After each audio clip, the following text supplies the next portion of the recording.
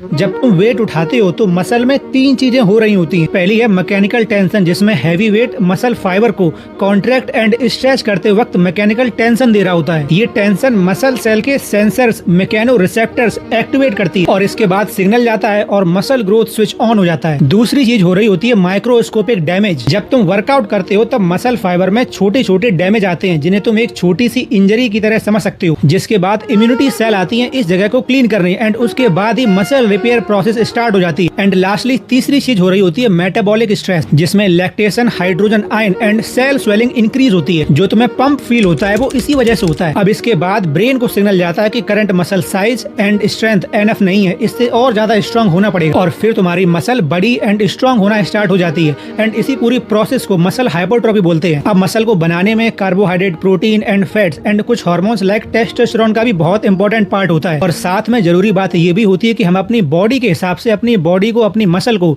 ज्यादा या फिर कम लोड तो नहीं दे रहे हैं, मतलब ओवर वर्कआउट या अंडर वर्कआउट तो नहीं कर रहे हैं। एंड इस चीज को लोग नहीं समझ पाते हैं, तभी महीनों तक, सालों तक लोगों की मसल ग्रोथ होना स्टार्ट ही नहीं होती। और मैं ये चीज इसलिए बोल पा रहा हूँ क्योंकि मैंने अपना भी साथ में कई लोगों का ट्रांसफॉर्मेशन किया है। एंड अगर आप भी चाहते हैं कि आपकी बॉडी के हिसाब से क्या वर्कआउट प्लान हो, आपका क्या डाइट हो, तो आप कमेंट करिए मसल, मैं सीधे आपको पर्सनली DM में मैसेज करूंगा। इस वीडियो को जिसे नीड हो उसे भेज दीजिए। फॉलो कर लीजिए। Take care.